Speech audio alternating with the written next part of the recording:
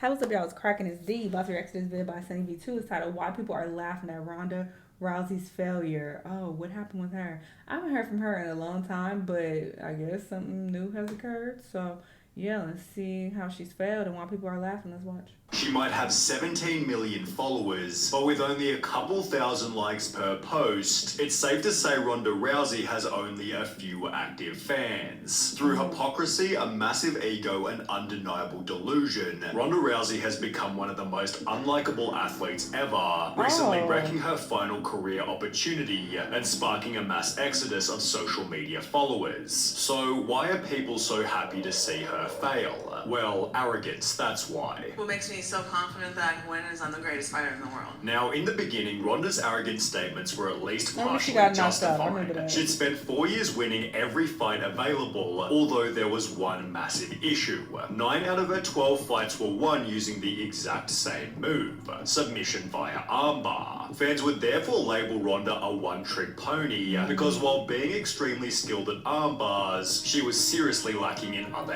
MMA areas. As far back as 2012, people wrote, "Does anyone else think Ronda Rousey is greatly overrated? Her striking game is almost non-existent. Is she a good judoka? Absolutely. Is she a good mixed martial artist? Not at all." And Ronda had a very limited approach. She didn't kick, and she wasn't necessarily the most skillful boxer. She didn't really have a tremendous amount of experience. A lack of striking ability has since been featured in compilations such as this one, while people were even commenting at her peak, "Anytime I need inspiration, I watch her hit a heavy bag or shadow box. If she can make it to the UFC with that sloppy garbage, then anything is possible." Despite her obvious weak spots, Ronda maintained her arrogance. I know the level my striking is at, and that's one of the advantages that I have is they don't really know. Which even extended to her personal life. I really wouldn't want to waste any time on a guy that is easily intimidated by me. I mean, there's more intimidating things in life than me, so if that stopped you already, then you're just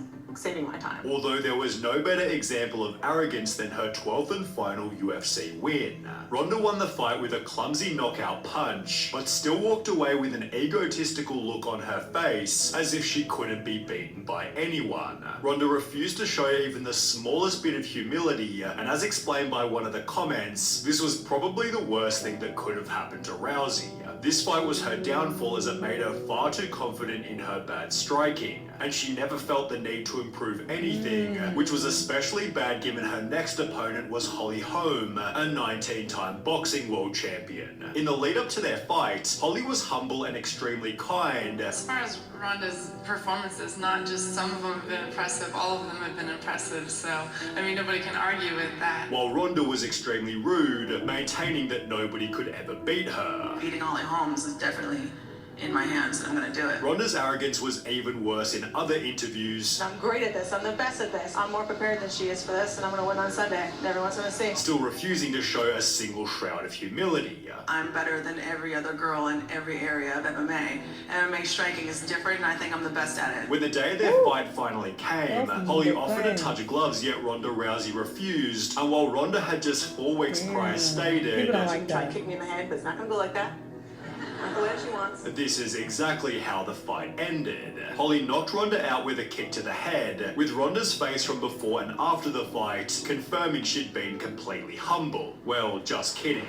Ronda refused to accept that Holly was simply better. I think that it's probably just hard for her to really maybe admit that I was just the better fighter. And instead began to make braggy excuses for why she lost the match. It was my 3rd title fight in 9 months, and I don't think anyone's ever even attempted that before. And that's a lot. I think the only thing that was different, I just kind of felt tired. Ronda then tried to make the audience feel bad for her. What am I anymore if I'm not this? And I was literally sitting there and I'm like, I'm nothing. I'm like, what do I do anymore? No one gives. I don't know. I have sympathy for people when they talk big shit about something, they want to cry. But no. Where's all that confidence and cockiness you displayed before?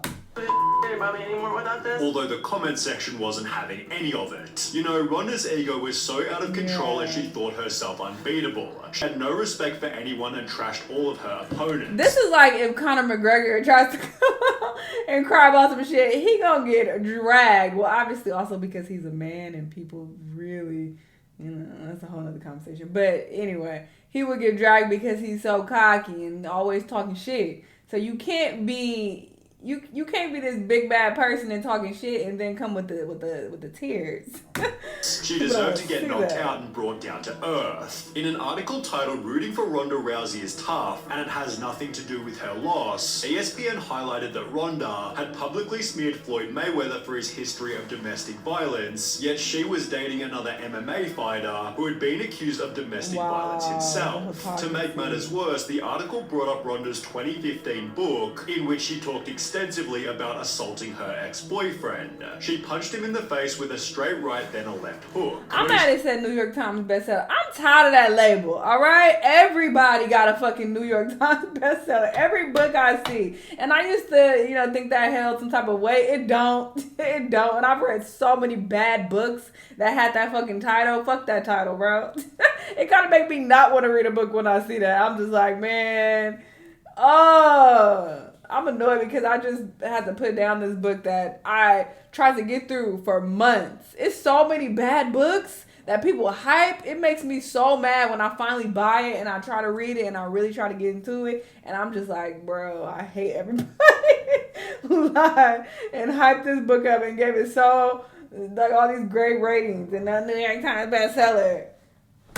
Still wouldn't move, she slapped him again, then grabbed him by the neck of his hoodie, kneed him in what the pissed face, me and off tossed him recently. aside on the kitchen floor. I'm paying attention, The incident but ended, she this said, book at pissed her me car, when he tried to prevent her from driving away, and she pulled him by the neck of the hoodie again, dragged him out onto the sidewalk, and left him writhing there. This might explain why Ronda also began to claim that she could beat the male heavyweight UFC champion, stating, "You cannot tell me that it's physically impossible. It is possible that in any given moment that I could beat him. I simply believe in my possibilities." UFC fighter Ian McCall politely responded, "She's dangerous, she's good, I get it, but it's just silly." Meanwhile, on Reddit, people dunked on Ronda mercilessly. "In any given moment, under the right circumstances, I think it is possible. Sure, but armbarring a man while he is sleeping is just a dick move. But hey, it's Ronda." A different user then shared this video showing that Ronda couldn't even keep up during a sparring session, and therefore added the comment, "With this video, anyone with the deduction skills of an 8-year-old would have to say a 250-pound cane would have as much trouble with Rousey as maybe a really angry toy poodle." Ironically, Ronda couldn't even win against those in her own division, which only became more obvious in her next fight after Holly Holm. 1 year after getting owned by Holly, Ronda tried to make her comeback by fighting an even harder opponent, Amanda Nunes, who knocked Ronda out after only 48 seconds. Ronda's face from before and after the fight was again extremely poetic, with the top comment stating Holly took her to school and Amanda straight up expelled her. Such an embarrassing loss for one of the most arrogant, ungracious fighters in MMA. Love to see it. In the lead up to the fight, the media had said about Ronda, "If she doesn't win impressively, I think this is her last fight. If she loses, I don't think we ever see her again." Which turned out to be true, although Ronda still refused to admit that she wasn't the better fighter. Do you think about the last couple fights? Do you think about the last fight against Amanda or Holly? I think I'd just rather not talk about that right now. Poor Ronda, she still can't get over those 2 losses in the UFC. You can clearly tell every time someone asks her questions about her return to MMA. She'd post a photo to her Instagram reading, "And so rock bottom became the solid foundation on which I rebuilt my life," which turned out to be accurate, as she'd soon find another chance at repairing her public image. J.K. Rowling In has January such a dope 2018, story. Ronda Rousey signed a full-time WWE contract. But you're doing this full time now, right? This is your job? Full time. They got me for a multi-year deal. And after her debut match, she was surprisingly loved by the audience. The Washington Post wrote, "The match exceeded expectations, with fans firmly behind Rousey, even breaking out into yes chants at points," while comments on the debut video read, "Glad to see her smiling again. Reminds me of when she first started her MMA career. She was so genuine here. Hard to see why anyone could hate her. I'm actually excited to see her. I just hope Vince doesn't screw this up." Although, as highlighted by a later comment reading, "It's impressive how she managed to turn both the MMA and wrestling fan bases against her. Her WWE likability wouldn't last long," because the show chose to pin Ronda against an even more beloved wrestler, Becky Lynch, and as a result, Ronda was painted as the villain and booed by fans during every single match. As a part of their storyline, Becky was arrested, posting the mugshots to her Twitter where Ronda completely lost it. "That's what I'm trying to do, dumbass. You hobbling around trying trying to be a ginger crutch ninja, and taking fake prison photos in the hallway isn't helping. Becky responded with, keep that F word out of your mouth and concentrate on getting better at this business instead of trying to remain above it. Looking forward to seeing you real soon. Ronda then responded again stating, F word? You mean fake? Fake like your nonsensical BS armbar that doesn't even work and just looks like you're holding the dick you wish you had, before doubling down by writing, I don't care what the script says. I'm beating the living shit out of you the next time I see you. But while the drama seemed to have been set up by the show, Ronda continued to bash the WWE on her YouTube channel. That's not giving set up by the show. Maybe part of it was, but...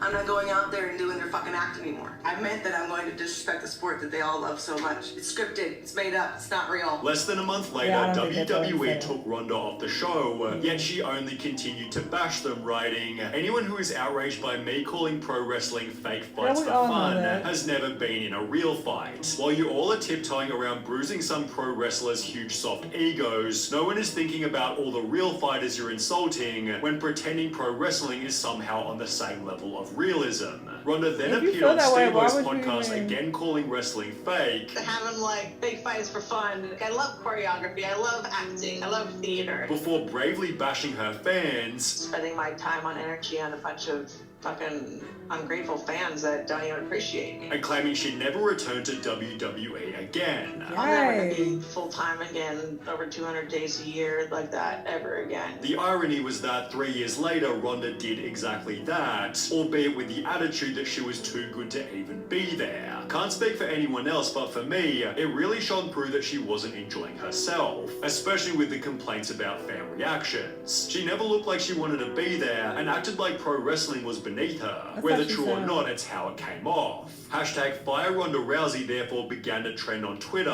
which became a reality only 4 months later as she'd be booted from wrestling again. With almost zero career prospects, Ronda Rousey agreed to an extensive Raid Shadow Legends deal and has spent the last year writing another book, the release of which has made her a total laughingstock. Over the last month, she's promoted the book on various podcasts, leading to a Reddit post showing that 9 years later, Ronda Rousey is still making excuses for losing to Holly Holm. My mouth guard was bad. I literally came into that fight concussed from slipping down some stairs already after. Give it up! And then I had an absolutely terrible weight cut, which, you know, that means you have less fluid in your brain to protect it. Ronda then made even more excuses on Steve-O's podcast. I have no ACL.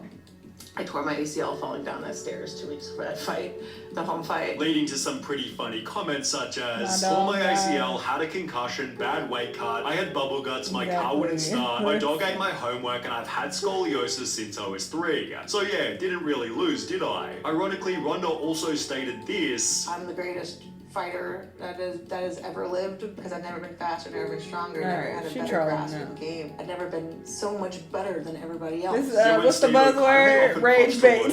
She's rage bait. Rousey refused to accept it. How about Logan Paul? Like him or dislike him, that dude is a performer. Yeah. He's great on the mic. He does a great job on the mic. But I mean, I wish that I was allowed the time to rehearse that he gets because it's not evenly spread. It's frustrating that like everybody doesn't get that treatment. Ronda is jealous that Logan is already a better wrestler than she ever was. I think she might be unhappy with how her run in the WWE went, but I don't know anything really about that. It seems Ronda Rousey has burned every bridge she could possibly burn, which when combined with her complete lack of fans, makes it highly likely her career is done and dusted. Oh my goodness, she's very insufferable. I understand why people feel the way that they do.